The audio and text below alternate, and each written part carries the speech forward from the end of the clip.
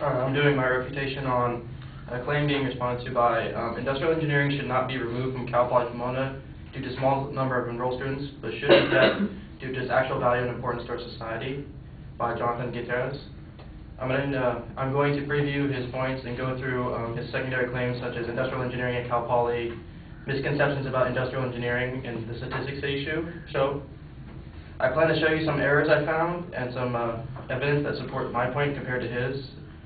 And to start off, I'd like to point out that his first claim was kind of oddly worded and can actually be kind of taken as a policy claim rather than a claim of fact, because basically if you paraphrase it, he's saying that it should be kept and that it should not be getting rid of rather than a declarative statement saying that it needs to be here. In response to his first claim, although my opponent clearly talks about the cuts and the possible downfall of his major, I could not find any actual evidence to actually support this. First was this meeting that he talked about on December 9th, 2009, or actually I think it was December 8th. I couldn't find any evidence to show that this exists. According to the IME department calendar at Cal Poly Pomona for 2009-2010 school year, no meeting on December 8th, 2009 exists for that department. Also, upon looking at the other department meetings, I can't find any evidence or meeting notes of this.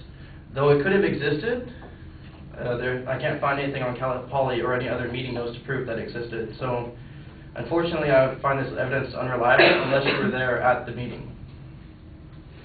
Alright. It kind of also makes you wonder, too, if he actually really even has a claim or not, and if there's even a problem, because if you're not at the meeting, you can't tell if there's actually any budget crisis or anything's going to be cut, or if it's even going to affect him or the previous year, or the next year's students, if they're going to cut the program off at them and let them keep going. Alright, to a second claim, he said, for my opponent's secondary claim, he said that IME are needed in California, and not everything is made in China, but it's also a lot of stuff's made here still in California, and we need industrial and manufacturing engineers to do that. In response, I say IMEs are very valuable to our economy, but they might not be as needed as greatly perceived by our opponent. According to state university job descriptions, mechanical engineers are commonly hired for replacement of IME engineers. And though IMEs are taught unique and specific skills for their major and for their job placement, mechanical engineers are also taught their own unique and diverse skills that can also kind of contradict each other and be able to place them in the same job category and get some of the same jobs as IMEs, even though they are valuable to our society. In response to his third secondary claim, for my friend, he uses many statistics to argue his side. I found a few to argue for myself as well. According to Cal Poly Pomona's official census for the number of students enrolled this summer, from the enrollment deadlines of 2000 to 2008, industrial engineers as well as manufacturing engineers enrollments have been constantly fluctuating, and then in 2006 to now, they've slowly been decreasing over the years. The department has seen a steady decline in enrollment from 2006 from 60 students to an average of 25 to 30 students enrolling each year. Now this can either be from two things. It's either lack of funding, so they can't allow as many students in, or maybe even loss of interest in the program. On the other hand, engineering totals for other majors, such as civil engineering, electrical engineering, and mechanical, have mainly remained the same and actually have slowly started to increase over those years. So as an idea, even if the program was cut, what would happen here at Cal Poly?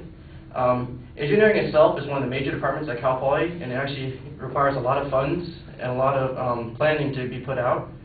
If IME was cut from the curriculum, you have to wonder whether the classes could actually benefit from that and whether classes could actually have more funding, have more students, more teachers available for it, because that's a big budget. Alright, in conclusion, I've just shown you guys how that even though industrial engineering at Cal Poly is very important, there's some flaws in his argument. Alright, thank you.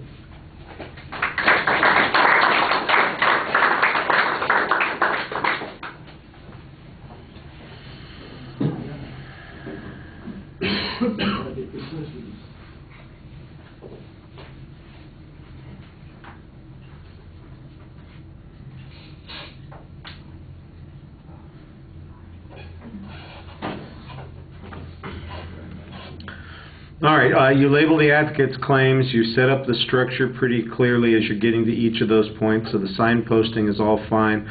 On the first point, you get involved in some discussion about whether or not it's a policy issue. What's the impact of this argument if it is in fact a policy issue? I think that you need to explain how that matters to our assessment of what's going on. That would legitimately allow you, for instance, to introduce some of the potential disadvantages of not changing the budget, which is kind of what you're doing at the end when you suggest that other programs would benefit from the funds that are being sucked up by the IME program right now. You did some interesting research on the meeting that he refers to and the supposed controversy here, and in essence the argument is I can't confirm that this issue is even taking place because there appears to have been no meeting and we don't have, and there's no record of this particular information. One of the first things that we'd ask is, well, what was the record that the advocate used? What source citation did they provide? If there isn't anyone, you should point that out and then suggest that at best this is a speculative kind of thing, and it's quite possible that it's moot because it's either already been decided or it's not going to be decided at all.